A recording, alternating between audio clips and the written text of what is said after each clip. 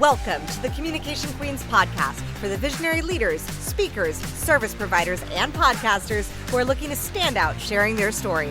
I'm your host, Kimberly Spencer, former screenwriter turned master communications coach. On this podcast, I'll be coaching you on how to share your own transformation story so that you increase your visibility, influence, and income on podcast interviews. Let's get your voice heard. Before we dive in, let me tell you about the book that started a podcasting revolution, Make Every Podcast Want You. It is not just a bestseller, it is a 2-time gold medalist, baby. This book is your ultimate guide to landing dream podcast interviews, building authority authentically, and making your voice the one they remember. If you've got a message and a mission, this is your mic drop moment. Grab your copy today in the link below and step into the spotlight that you were born for.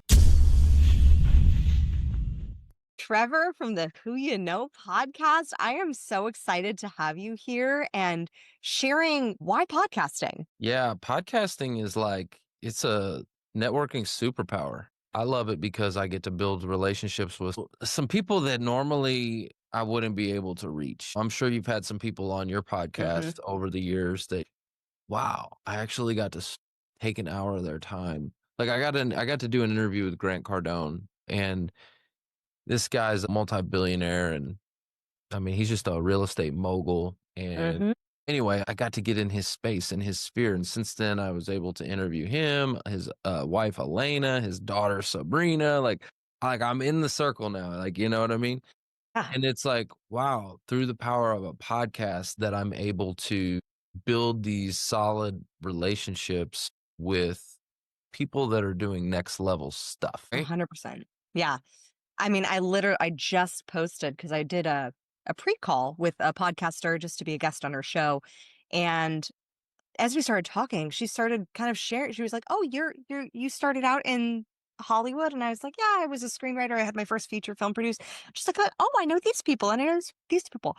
And I was thinking, oh my gosh, I had a few clients turn down her podcast because she was too small. She was in top 5% ranking, but still a smaller podcast. I'm like, you never know who you know. Absolutely. And I will tell you, it's 1000% like a stair step. Okay. I look back and I've been doing the show now for 6.5 years. Okay. So January of 2018 is when we got started, done over 500 episodes. But I look at it and I go, wow, that first episode to where we're at now. And it's just a stepping stone. You all of a sudden it's like you're adding certain guests that have been on your show. It's kind of like a resume, right? Like, I've had the Grant Cardone, I've had Rachel Cruze, who's Dave Ramsey's daughter. Like I'm working on Dave Ramsey now. Like, I'm getting like every little interview is a stepping stone to the next bigger, better guest that can come on. You know what I mean? Yeah.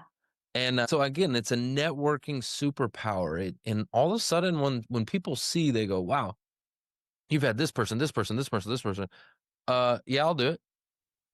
It's like, yeah, if Grant did it, sure, I'll do it. Yeah. Right? Becomes a no-brainer for a lot of these folks. And so, anyway, the power of association. It's The huge. power of association is incredibly huge, especially because I always say podcasters, they talk to a lot of people. Like we speak to people on the regular, and that circle is constantly up leveling because in entrepreneurship, you are the 5 people that you most surround yourself with, but those people can also be in your head too on podcasts, and then the ones that you're going on their shows, building those relationships. So I'd love to know from you, how do you further the relationships once you know somebody on a podcast? Yeah, great question. I'll give you an example. So I'm not sure if you're familiar with Amberly Lago, but she has a top 1% podcast, True Grit and Grace. And she's one of the top keynote speakers, in the world. And like she's an awesome person, best-selling books and all this kind of stuff. Was on a book launch with her and a whole bunch of other people I'd never met before. but it was because it was Heather Monahan's book launch, and she just came out with her new book, and so we were all supporting her and encouraging her and you know, helping her launch her book. Anyway, I meet Amberly on this book launch. She tells her story about how she got into a motorcycle accident and almost lost her leg and all this and that, and like it was a big deal. And I'd been in a motorcycle accident, and so we instantly connected. Like I knew what she was going through, and I was like, "Hey, I want you to come on my show." Anyway, we did a collaboration. I did her show, she did my show. You start to build some bond there, and then outside of the podcast, I use this formula, you know, pushing power to power, right? So at that time, we were using a studio out here called Real News PR, and it was a multi-camera, you know, had like 4 cameras. I mean, like really, really nice. You could even bring in a live studio audience. So Oh, when I wow. had her on my show, I put together a live studio audience for her, you know, so we filled the studio, you know, multi-cameras, like lights, camera, action, right? It was on. It was not like some of these remote interviews. It was next Hmm. level, right? So anyways, we did that, and I put together some really nice content for her, like next level stuff. And I even went and created some speaker reels for her and created a whole bunch of stuff from it that was way above and beyond what anybody would normally do on a podcast. And I sent her all this stuff. And again, I was just pushing power to power because I knew, first of all, I really just loved her. She was amazing. But I also knew that like her sphere of influence, her circle, right? The people she was connected with, she's on some of the biggest stages in the world. She's speaking with Ed Milet and she's crushing it. People I would love to have on my podcast, right? So anyway, I'm pushing power to power. I'm sending her things that are valuable to her, have value more than just above and beyond. And I'm not trying to charge or anything like that. And I was just asking simply for her feedback. So she was like, wow, this is amazing. I can't believe you did that. Like I sent her a bunch of really, really high quality stuff. And then she was like, wow, I can't believe you did that. Next thing you know, she buys me a ticket to a Tony Robbins conference. And we go to Tony Robbins together, me, her, and another girl that's out here that real close with. And we all go to Tony Robbins together. And you talk about building a relationship. We're jumping up and down, Tony Robbins. Okay. Like we're so close. I love her. She's like one of my favorite people in the world. Amberly Lago, shout out to you. But I would say that the moral of that whole story is push power to power. What can you do to add value to someone else's life? What can you do that can make their life easier or provide them value? And that's how you really strengthen relationships. That's what networking is. Yeah, I completely agree. It's one of my favorite concepts is from Joe Polish, and it's from his book What's in It for Them, which is basically the Mm, entire concept of the book of what's in it for the other person. What's mm, the value that you're providing and leaning in with value and service first, yep. not like what can I get from you by being on your show? Like that level of takership, I think that it creates just a lot of relationships, like nobody in a personal romantic relationship wants to be in a relationship with the taker who, hey, Mm-mm. let me do everything for you and then you barely even thank me, versus we want to be in that go-giver sort of The relationship. go-giver, yeah. Well, and I took it like I'll tell you a step further. So let's fast forward. Now me and Amberly, right? We're really good friends. We've done a lot of events together. She's spoken at one of my events. You know, we've collaborated a lot. We're like super close, you know? So, but I'm still aware that she's a few levels ahead of me in the game. Mm-hmm. Okay. And I'm always like, I don't want to come off as a leech ever. I want to be a giver always. I don't ever want to come off as a leech, but she's got some things that like I want to still pick her brain in a lot of ways, but I don't want to come off as a leech. Okay, ever. And so I called her and was very transparent with her. I said, Amberly, you're crushing it. And I just got to give you your roses, number one. Like you're just absolutely crushing it.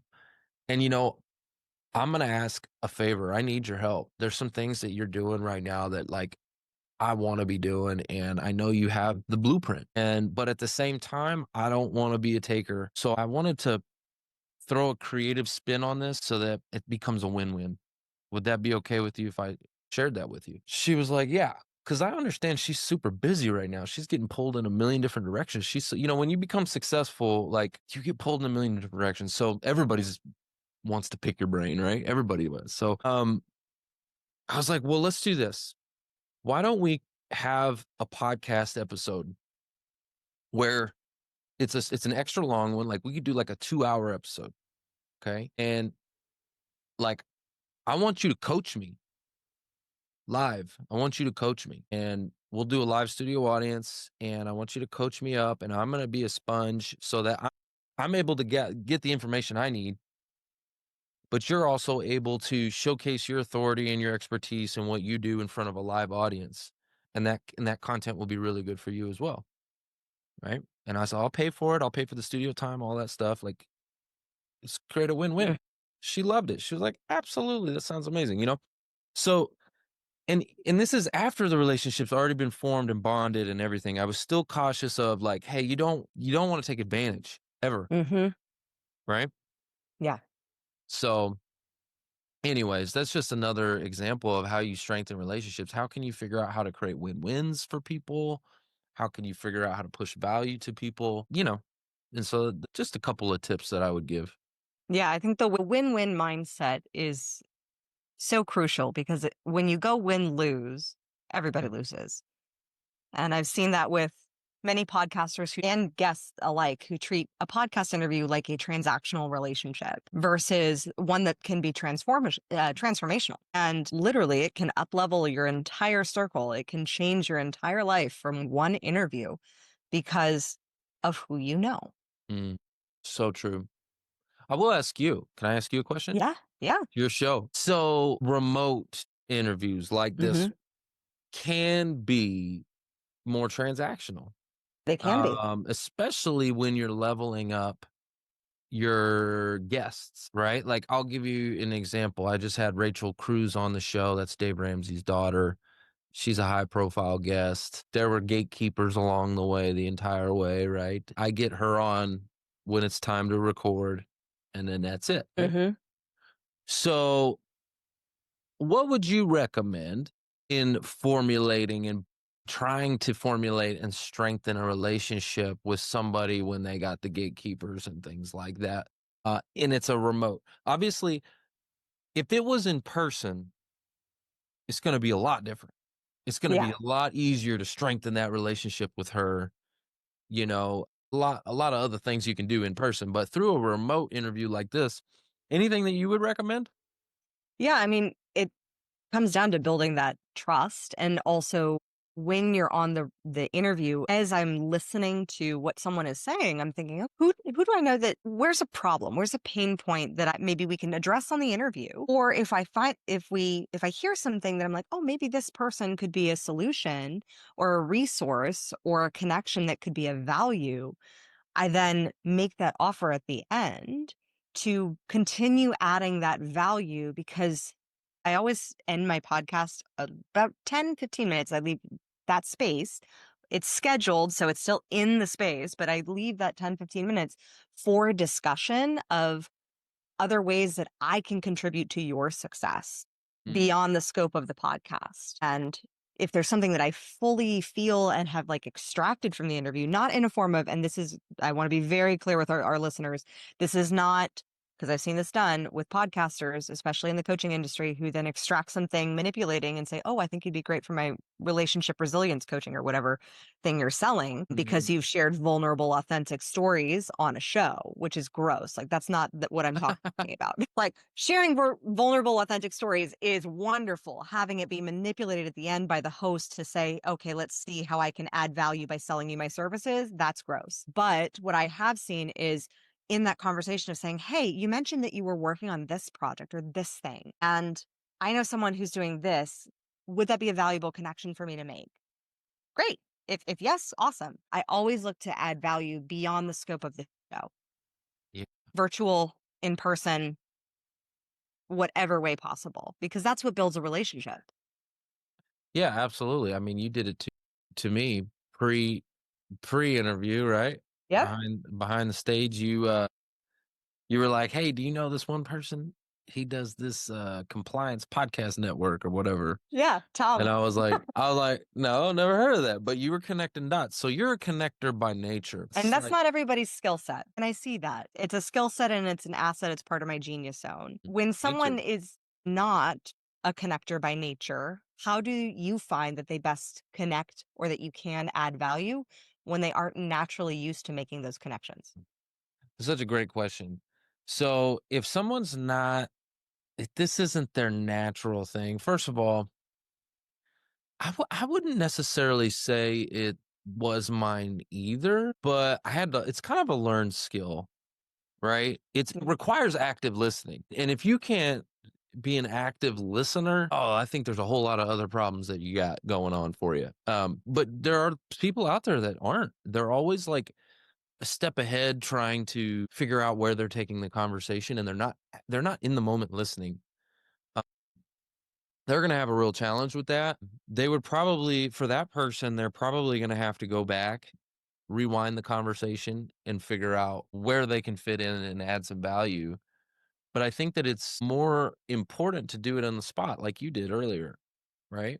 You were Yeah. actively listening to me. You heard what I had to say. You connected a dot on the spot. You were like, oh, you should connect with this person. I'm like, oh, yeah, that'd be super value. You've already added value to me before we even started the podcast Awesome. because you were actively listening, right? Yeah, I think it comes from presence. And there's a presence is a skill set these days that definitely needs to be practiced. And I think that that's also why in a podcast interview that sit down in person, you get full presence. Like there's no other distraction of other tabs that might be open on your screen. So there is a little bit more work that may need to be done. I think it reminds me of one of my mentors, Brendan Bouchard, and how he shared how he used to coach over the phone. And so he was always listening for vocal and intonations because there was no visual versus now we have Zoom and and now it's like, oh, I can see that there's like, you may not be breathing when I ask this question, or like suddenly this question brings like it, you can see the body language. So there's Mm. a practice that comes with listening to vocal intonations, understanding, seeing the physiology and being also able to like there's more than listening that's just the words that are being said. It's interesting you're saying that because, like, as you were saying that, I was thinking that I actually, when I do a podcast like this one, because it's remote, I'm not even looking at you. I'm not looking at you. I'm looking at the camera, right? If I'm looking at you, I'm doing this, and then it Mhm. doesn't look right. If I'm looking at the camera, so really, I'm just staring into it. I have a light right here. I'm staring into a thing. I kind of I am listening. That's all I Mhm. really have because I'm just staring for so long. When you just stare at a camera, like you're not really looking at anything. And I got a light in front of me.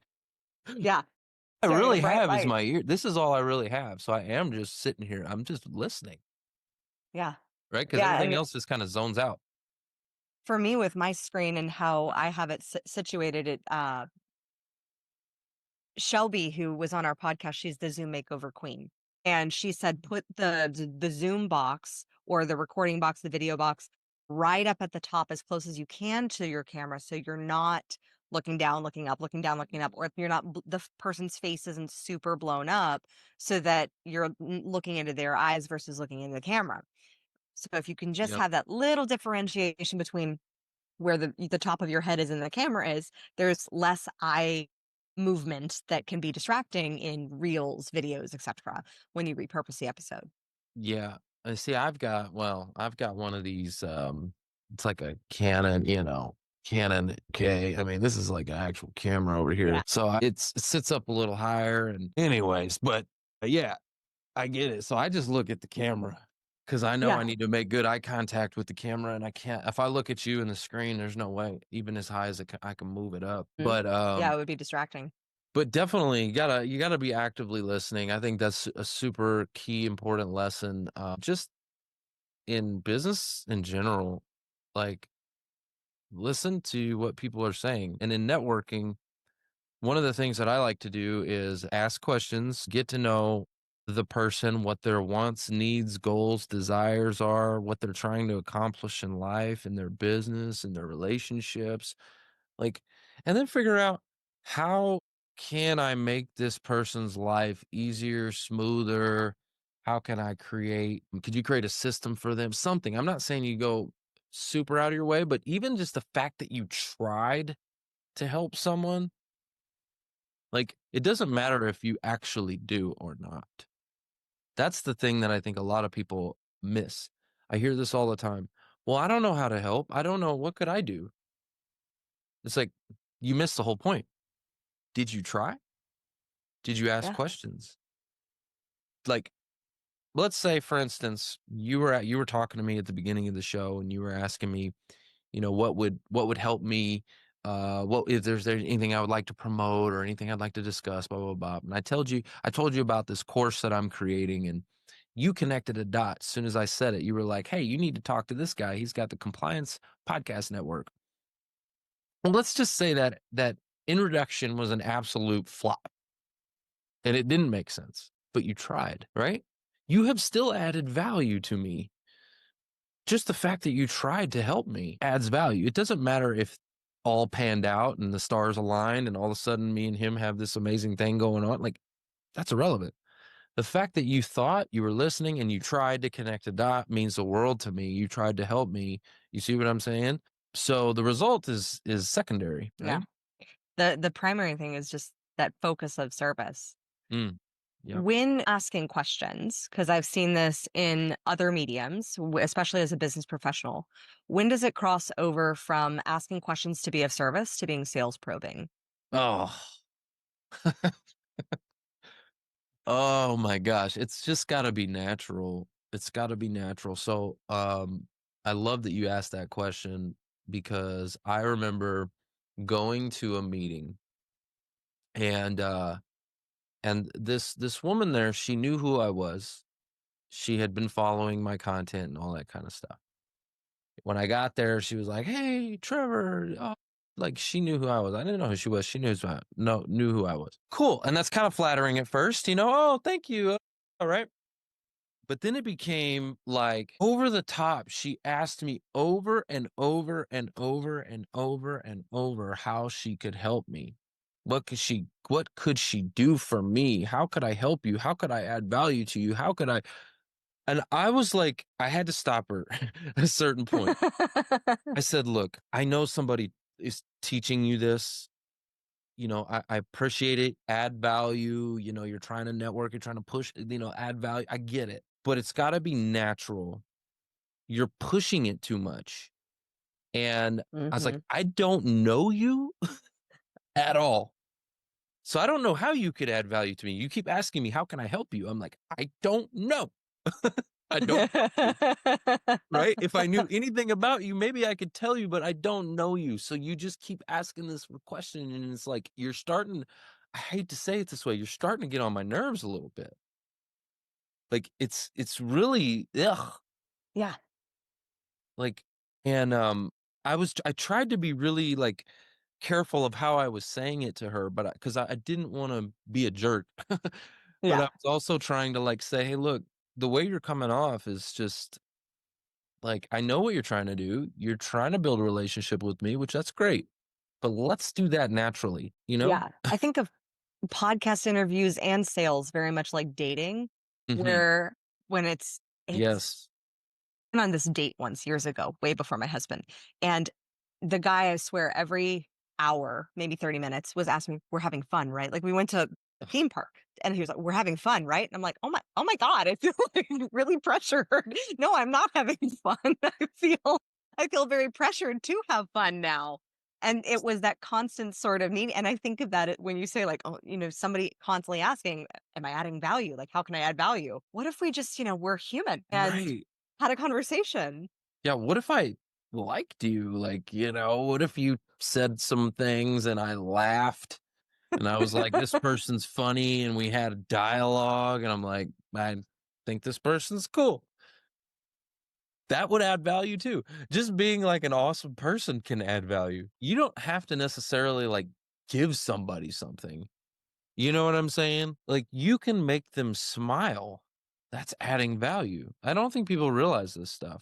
There was a lady, literally, she's one of the receptionists over here in my office, and I walked in today, and today I was in a great mood. You know, some days way up there, more than the days that I'm not, but I had great energy coming in the door. She's pregnant and like further along, and I could tell some days she's doing great, some days she's kind of struggling, right? And so today was kind of one of those struggling days, and I came in with a high energy, and it was contagious. It rubbed off on her, and it turned her mood up. Like and we had a conversation about it too. She was like, you know, your energy is really contagious, and like it's lifted me up. And I was like, that's great, that's awesome. But negative energy is the same way, right? 100%. Especially for empathic people. You feel it. Mm-hmm. Absolutely. But that's an important lesson for people to know too, is that the energy you're putting out there can add value to someone's life, right? It's Mm-hmm. not necessarily like, hey, how can I help you? What can I do for you? How can I like be a nice person? Be cool. Yeah.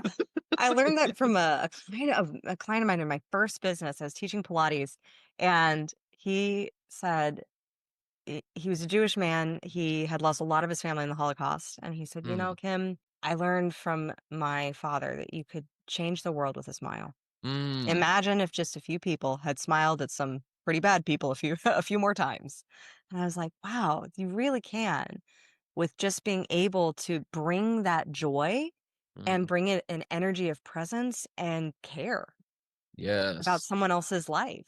And it's not the care of like, I know I'm supposed to care because I'm taught that I should care to get something from you because I'm taught I should care. It's like actually truly just giving a shit. Hmm. No, you're absolutely right. I'll tell you something else that's I think is pretty cool is the whole pay it forward concept, right? Like if you've ever seen that movie, Pay It Mm, my Forward, God. Tearjerker. all right? The kid's name, it's so funny. The kid's name is Trevor in the movie. And I like adopted it. Like that whole strategy of helping three people, and then those three people help three people, and those three people help three people, and it creates this massive ripple effect. So in one of the programs that I run, it's called the Career Transition Summit. I do it all. I have a ton of value that I give for free. And there's some reasons behind that. It's for job seekers, so I don't want to charge them. So I totally could, but I don't want to. But so I added the value of like what they actually get. And it's like a $3,000 value that they get for free. Okay. Caveat, I'm only going to ask for one thing. The only thing I'm going to ask is that you help me to make an impact by paying it forward. So, in order to get access to this $3,000 program, you have to refer me three job seekers. And then I'm going to teach those three job seekers to do the same thing. They're going to get it for free, but they're going to have to refer three. So, it just, right? Like Mm-hmm. everybody's getting the value. They all get the value, but all they have to do is pay it forward. All right. And it's pretty cool how that worked. And it's very successful, actually. It just stacks on and it gets bigger and bigger and bigger. I am not surprised at the success of the program. It's that go-giver mentality and being able to pay it forward. That's abundance on steroids versus the scarcity mindset of like, well, I don't know, is someone gonna buy? And I think that that scarcity mindset, there's a reason why it keeps you broke.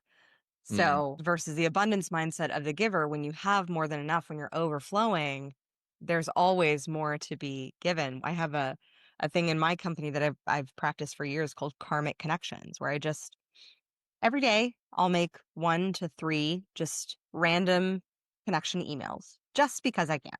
Just mm. because, I'll and I do my best to do it every day, but it's just been a game changer for amplifying our reach. And I always say, it's never about the connection. I always try to make the highest, best connections I can. But it's looking at that space of like, who can I really serve and support today from that place of abundance and more than enough? It's a game changer. I love that. That's so cool. So you make three introductions a day. That's pretty amazing. 1 to 3. One to I three. Yeah. But that's still like there's little things that you can do. Another thing that I do that adds a lot of value actually is sending out little voice memos. You know how you can send a little voice like a text message, but it's a little voice memo, right? And there's a lot of reasons why you do that. You know, they get to hear your voice, the tone. right? But what you do is you send out, a quick 30-second little voice memo to the people that, you love and appreciate the most. They're going to be in your phone. By the way, when you do podcast interviews, if you're scheduling, which you should be using like tools like Calendly and things like that, Mm-hmm. you're going to get their phone number. You're going to get their email address. You're getting contact information of some highly successful people. So add that to your Rolodex, okay? And what you want to do, set up a little voice memo.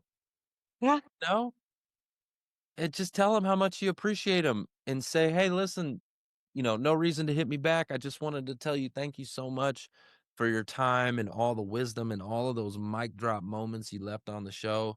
I know my audience loves it. I just want to tell you I stink and stank and love you, and I hope we can stay, in connection. If there's anything I can do for you, holler at me. Don't hesitate to let me know.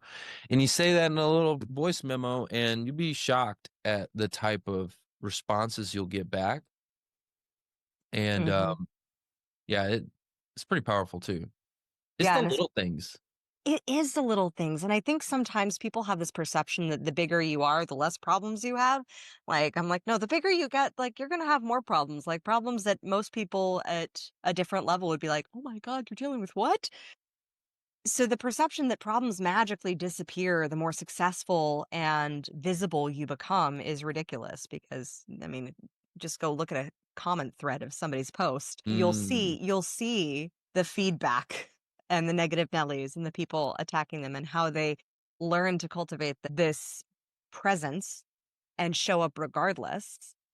And just being able to compliment them, drop them a voice message or a text or a DM that says like, "Hey, I see that you're struggling, like, and I just want to acknowledge how strong you are, how awesome you are for doing what you're doing and for still being brave and courageous enough to put what you're putting out into the world. I really respect that. that's It it so good. That's it so good. it goes so far. When you said that, a couple things came to mind. So first of all, this is another way for those that are on social media that are posting content, frequently, and maybe you get that hater. Okay, you ever got that hater and is Yep. trolling in the comments? Okay, they're over there just trolling in the comments. Okay, cool.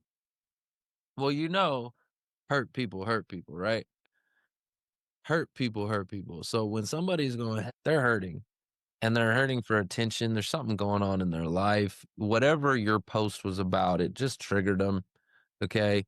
They don't know you. You don't know them. Don't take it personal. It's just something in your post triggered them and they're hurting. And if you can take that lens of empathy and go, okay, let me put myself in their shoes. Why, what the heck is going on here? Like, you almost come from it as a position of concern. Like, I'm concerned for Mhm. this person. What's going on? Right. So instead of getting back in the comments, like, and you just going back and forth and it ruins everyone's day. Right. And it's never going to solve the problem. They're never going to, in the comments, they're never going to switch sides and be like, you know what, Trevor, you're right. I shouldn't have said that. It's never going to happen. It doesn't happen. No, they will double down on their stance. Right. That cognitive dissonance. Yep. So, but if you go to a DM instead, take it out of the public forum of comments, because that's in the public's eye, right? Everybody can see that. Take it out of there. Go to the DM, send them a DM, and just say, hey, listen, you know, I noticed, my post, struck a chord there, definitely wasn't my intention. I just wanted to reach out and let me ask, is everything okay? Like, are you doing all right? Can I help you in any way? Is there anything I can do for you? Like, this is where, in the Bible, it talks about turn the other cheek, right? You're Yep. literally asking how you can help them, how you can serve them. Is there anything I can do for you? Like, hey, listen, I could see where you felt that way. Show empathy and then ask them if you can help them. Is there anything I can do for you? And what will happen is 9 times out of 10, now, not always, some people are just crazy. All right. Some people are just crazy. And you have to know that. But like 9 times out of 10, what happens is you'll turn that hater into a raving fan. You'll flip Mm. them because they'll feel guilty. Right. Oh, yeah, I'm just having a bad day, whatever, oh, I'm sorry, man. oh, I was being a jerk. You're like, hey, dude, no, it's all good, man. No worries. And you're able to have that conversation in the DM, Mm-hmm. telling you now in the comments, they're defending you. They're defending you against other trolls that pop up in there, right? That's another troll pops up and they're like, no, Trevor's, now you got people fighting for you, Yeah. right? Yeah. It comes from that deep care. Love that strategy for navigating like the haters and the troll. Because I think especially people have gotten particularly vicious in the past few years. Mm. Quite frankly, I feel like a lot of people have unhealed trauma from just the pandemic and what we Oh all my God. collectively went through over the past few years and Yeah. haven't really fully processed it. And thus it comes out in strange ways that Yeah. thus if we can approach it as leaders and as people who are constantly giving other people a platform and a space to share their voice and share their stories and lead and guide with empathy, that's a Hmm. beautiful strategy to just be able to say, like, see you are more than just your pain and your hurt. Yep. 100%. Magical. Now, sometimes you're like, okay, now, I think Amberly says this, bless them and block them. Oh, I'm using that. Bless Bless them. them and block them. Like, Yeah. gotta go, because I'm not going to allow that energy, because it will. A troll, their energy will just, if you allow it Mm-hmm. to, it can just mess you up. And it's like, no, no, no. Bless them and block them. Bye. You ain't got time for that. Yeah. Yeah. Um, I had one recently that I was like, I gave it the 5 interactions and I said, that's it. So the one back and forth and back and forth. And then I said, you know what? I'm just going to wish them well on their entrepreneurial journey. Apparently, what I offer is not for them, and that's okay. I'm okay with that. And bless. And then what we have in our company is we have a place called the Dungeon, and mm, it's a spreadsheet of podcasters who have sold inappropriately to our clients directly after a podcast interview. Like hard mm, sell, just using the podcast as a pipeline, or manipulated our clients' stories. Or we've never had it happen with a client, but like I've had it happen with a couple friends and colleagues. Manipulated a story in order to sell products and services, or just being a hater. We just have a lovely list. We send it love, but that is the list of like those people we don't allow into our community because they don't stand by our values of being responsible, encouraging, authentic, and leading with laughter. not everybody's gonna. Not Yeah. everybody is going to. Yep. Yeah. Trevor, I have loved having you on this show. You delivered so much value, so many beautiful, practical, tangible tips of ways to even add even more exponential value from being on somebody's podcast or having your own podcast. I'd love to know. I know you have a course coming up for financial advisors and insurance professionals. Can you share a little bit more about that and what you Yeah. actually do behind the podcast? Yeah. Yeah. I appreciate you asking me that. So, I'm in the financial services industry, and it can be pretty challenging to create content to market yourself. And I mean, everybody, you need marketing, right? So, uh, originally, I started the podcast 6.5 years ago, and I started it at what was classified as an OBA, which is outside business activity, which means I could do the podcast as long as I didn't talk about my business. Huh. But I was like, you know what? Let's do it. Let's do it. What we'll do is we'll create a value add podcast. Okay. So instead of me talking about my business all the time, I'm just going to do things. I'm going to create a podcast that attracts my target audience, right? That adds value to my target audience. It Mm-hmm. attracts them in, and they'll find out what I do later, right? Like, well, that conversation can happen later, but let's just attract them in. So, anyways, for years and years, I never talked about my business, what I do, financial services, none of that. Okay. And it actually was very successful. Why?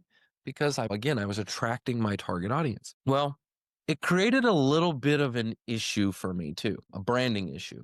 Because what was I talking about? Well, I was talking about careers and jobs and how to get back to work and all of these things. And you know what?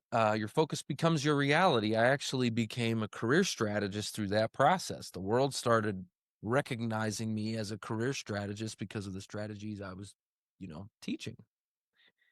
Well, now that's what I was known for, not what I actually did. That's not a good thing to happen. Like personal branding, we talk about personal branding, like that's not what you want, right? Yeah. Like you want to be known for what you actually do. Right. So, Kind of, just a little bit. so the world started to recognize me as this career strategist expert, this, that, and the other. I'm getting featured all over the news. I was getting picked up during the pandemic. I got picked up like I had, I think, 12 news stories. Fox, BS. I mean, all these channels. Anyway, they picked me up. So now I'm a career expert, right? Okay, cool. But I went back and I talked, to my compliance team, and I was like, listen, this is a little bit of an issue here, right? Like I got to be able to do this. So let's figure out a way. And so I've been working with my compliance team to figure out the strategy on how to create compliance friendly content using podcasting as the incubator, right? Like as the tool. And what's interesting about the strategy is it's uh, it's so funny because traditionally when it comes to compliance, you have to send up, scripts. If you want to do a video, you've got to they want to see a script first. And then they're going to say, nope, can't say this, can't say that. Oh, got to switch this word, got to switch that word. Nope, can't say this, got to do that way, right? And you go back and forth with the script till you're blue in the face. And you finally agree on a script. Typically they soften it because like if it's in any way edgy or like they'll soften it. Anyway, and then you go record it, and then you got to send it back up through compliance after you record it, right? So it's this long process that's pretty challenging. Well, it's interesting how podcasting gets around a lot of that, okay?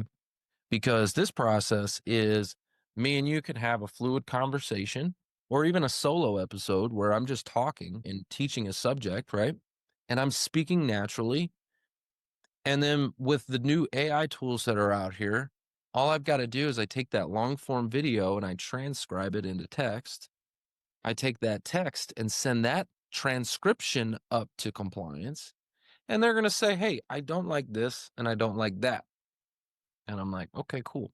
You don't like this word and you don't like that word. Great. Cut, put it together, right? A little editing.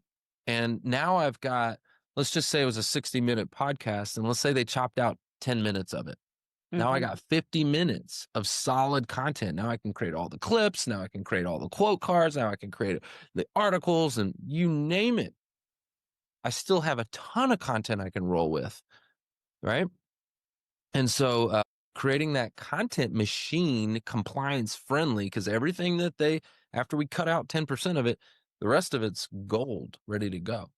And I didn't have to write a script to do it. I didn't have to get in front of a teleprompter. I sound authentic and genuine because I am having just a normal conversation, right? I don't sound like a robot. Yeah. So I was like, wow, aha, light bulb moment, right? So through the process of working with them, I've figured out how to do it and I got the blueprint and I'm like, all right, cool. I'm creating a course on this because there are so many financial advisors, insurance, financial professionals who they don't create content at all.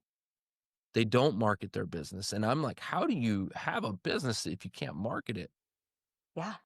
Before sales is marketing. There is no sales without marketing. Yeah, you gotta have traffic to get leads. Yeah. Like you even think it's just basic. Let's go super, super basic. McDonald's hamburger. Okay, cool. But before I pull over and go to the drive-through, what do I got to see? The golden arches. The golden arches. I got to know where it is. I got to see it. McDonald's exit 45, right? Like that's marketing. And it's like, wow, there is no sales without marketing. And so, it's real important what I'm doing right now because I've also watched other insurance and financial professionals fail. I've watched them struggle. I've watched them starve. I've watched them, no lie, one guy committed suicide. Like I've watched it really, really, really hurt people because they're not able to get their business off the ground because they feel handcuffed and they can't really speak about what they do. How are you supposed to sell anything if you can't speak about what you do? Or if you do speak about it, there's all this red tape and layers that make it really Yeah. difficult, right? Yeah. So this is going to free people. Like, this course is really going to take those handcuffs off, allow them to just talk, just be you. And if they don't like something, we just cut it out. Big deal. Yeah. Brilliant. Like, A, had no idea that that was a problem in the insurance and well, I assumed in the financial advisor world, but B, to be able that solves such a specific problem. It creates so much authenticity for your industry and allows people to thrive. I mean, it's a win-win-win of an opportunity. Yeah. And it's a win-win for these financial institutions too, because they get to vet every word. Cool. So they know, again, they're in control of Yeah. what's being said. Ultimately, they're in control. Doesn't get to see the light of day until that final approval comes through, right?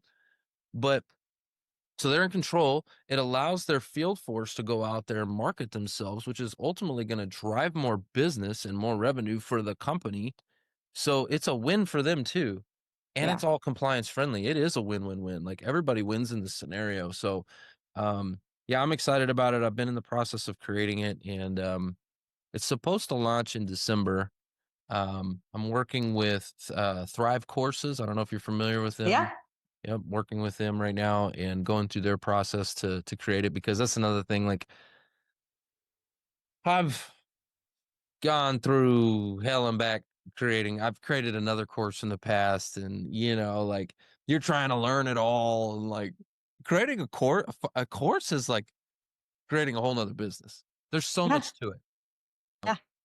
Especially to do it with excellence and intention and making sure that it's really certain, and especially one that involves compliance. That too. Absolutely. Yeah, when you're talking about creating, to sell, you got to sell the course, right? So you got to create email campaigns, and you got to create landing pages, and you got to create there's just a lot to it when you really look at it. It's not just, oh, I'm going to make some videos. Yeah. No, no, it's more than that. They can go to YouTube for that. Yeah. Right? Yeah. So, Course is an in-depth process. It allows people to get a certain specific result and outcome. yeah, you've got to get them the end result. You need worksheets, and you need, all these resources to go along with it to help them achieve the goal ultimately. And so, but yeah, I'm super excited about it. Like I said, I'm in the process of creating it right now. It's supposed to launch in December. Well, we are excited to put a waitlist page and go sign up early.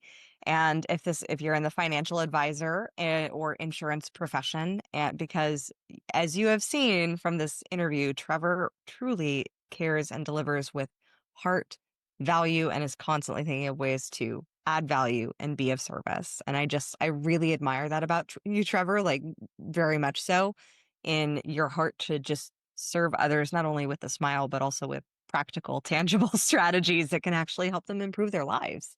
Oh, thank you. I appreciate that. Where can we find you? How can we work with you? The one of the best places to connect with me would be LinkedIn. That's my jam. I'm always over there hanging out. So come connect with me on LinkedIn. Just Trevor Houston, Houston like the city, Houston. And yeah, just let me know when you send a note that you heard this podcast, and yeah, I'll connect with you. Awesome. Awesome. Trevor, thank you so much for coming on the show. It has been an honor and a privilege to have you. As always, communication queens, make sure you stand out and let your voice be heard. Queen, if what you just heard stirred something in you, if you are imagining how your voice, your story, your genius could be positioned with the same clarity and magnetism then it's time. Book your visibility consultation with me today. I will guide you personally through a 7-step Communication Queen strategy, personalized connections to podcasts that need your voice, and an implementation plan that makes you unignorable. But this isn't for everyone. It's for the visionary who is ready to be seen. If that is you, click the link in the description to book your visibility consultation now. Thank you so much for listening. If you love this episode, subscribe, leave us a review, and share it with your friends. For more tips on guest podcasting, storytelling, and communication strategies, follow us on social media at Communication Queens Agency and visit us at communicationqueens.com. I look forward to seeing you in the next episode. And in the meantime, remember, your story has the power to save one life. Let your story and your voice be heard.